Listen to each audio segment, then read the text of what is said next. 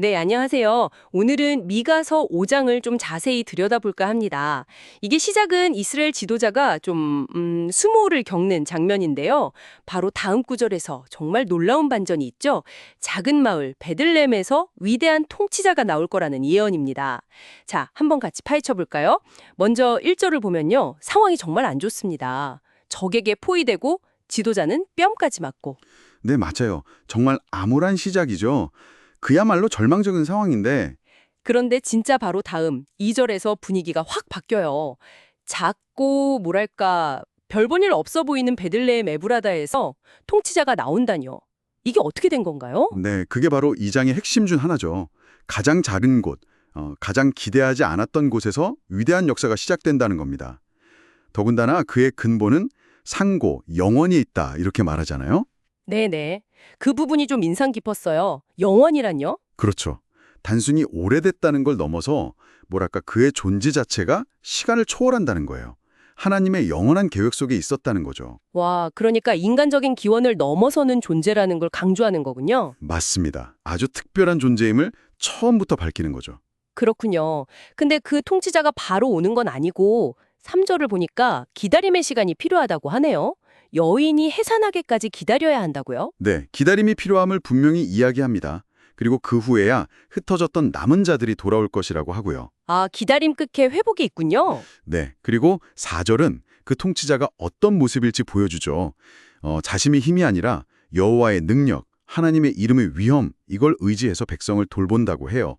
목자처럼요. 목자처럼 안전하게 거하게 하고 영향력은 땅끝까지 미친다. 굉장히 이상적인 지도자의 모습인데요. 그렇죠. 단순한 정치 지도자가 아니라 정말 하나님의 권능으로 다스리는 그런 목자 왕의 이미지를 보여주는 거죠. 근데 5절에서 더 나아가서 아예 이 사람은 평강이 될 것이라고 선언하잖아요. 네, 그 표현이 정말 강력하죠. 평화를 가져다 주는 게 아니라 그냥 그 사람 자체가 평화다. 이건 무슨 의미일까요? 정말 중요한 지점인데요. 이게 그냥 조용하고 아무 일 없는 상태가 아니에요. 바로 뒤에 보면 당시 최강대국이던 아수르의 침략 이야기가 나오거든요. 네, 맞아요. 아수르가 쳐들어올 때 일곱 목자와 여덟 군왕을 일으켜서 물리친다고요. 평화 그 자체라면서 싸움은 왜? 아, 그게 바로 이 평강의 의미를 더 깊게 기주는 거예요. 여기서 평강은 외부의 위협, 아수르 같은 강력한 적의 공격에도 흔들리지 않는 적극적인 안전과 번영을 의미하는 거죠. 일곱 목자 여덟 군왕이라는 건 숫자의 상징성인데요. 어떤 위협이든 충분히 막아내고도 남을 완전한 대비태세를 갖춘다는 의미예요. 아, 그러니까 수동적인 평화가 아니라 악을 제압하고 쟁취하는 강인한 평화군요. 네, 바로 그거죠. 위협 속에서도 굳건히 서는 평화입니다. 이제 좀 이해가 되네요. 그럼 7절부터는 야곱의 남은 자들에 대한 비유가 나오는데 이게 또 재밌어요. 이미지가 완전 반대요. 네, 그렇죠. 7절에서는 이슬 같고 담비 같다고 하죠. 아주 조용하고 생명을 주는 이미지인데 맞아요. 사람을 의지하지 않고 하나님께로부터 오는 생명력. 그런데 8절 9절에서는 갑자기 사자로 변해요. 그것도 아주 무서운 사자요. 네, 수풀의 사자, 젊은 사자. 지나가면 밟고 찢는데 아무도 막을 수 없자고 하죠. 이슬과 사자라니 이 둘이 어떻게 한 존재 안에 있을 수 있죠? 이게 바로 남은 자들의 이중적인 역할 혹은 사명이라고 볼 수 있습니다. 세상에는 이슬과 담비처럼 조용히 하나님의 생명과 축복을 전하고요.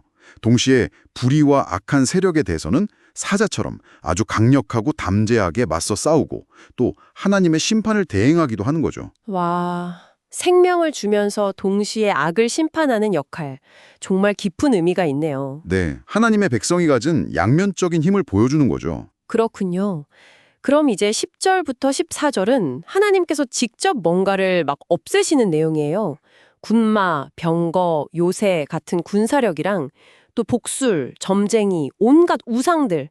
이걸 왜 다 없애시는 걸까요? 이건 일종의 하나님의 정화 작업이라고 볼 수 있어요.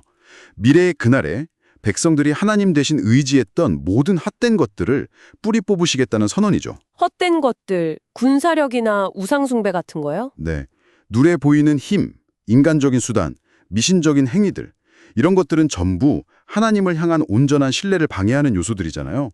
하나님께서 이것들을 제거하심으로써 백성들이 오직 하나님 한 분께만 의리존하도록 관계를 다시 세우시는 거예요. 아, 결국은 하나님만 바라보게 하시려는 거군요. 인간적인 힘이 아니라. 그렇죠. 참된 힘과 안전은 하나님과의 관계에서만 나온다는 것을 가르쳐 주시는 겁니다. 이제 마지막 15절은 좀 무서운데요. 하나님께 순종하지 않는 나라들에는 진노와 분노로 심판하시겠다고 끝내네요. 네.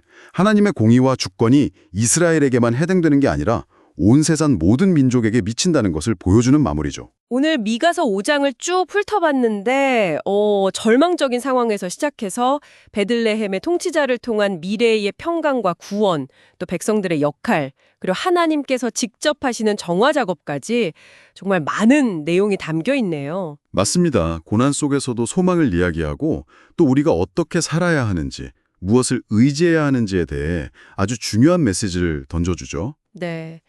오늘 이야기 나눈 것들이 참 많은 생각을 하게 합니다. 그렇죠. 특히 오늘 본문에서 하나님께서 군사력이나 우상을 제거하시겠다고 하신 부분 있잖아요. 10-14절. 이게 우리에게도 중요한 질문을 던지는 것 같아요. 뭐랄까, 지금 당신의 삶에서 정말 의지하고 있는 건 뭔가요? 눈에 보이는 힘, 재물, 아니면 다른 어떤 건가요? 아니면 정말 보이지 않지만 영원하신 하나님의 약속, 그분의 능력을 붙들고 있나요? 한번 조용히 생각해 보시면 좋을 것 같습니다.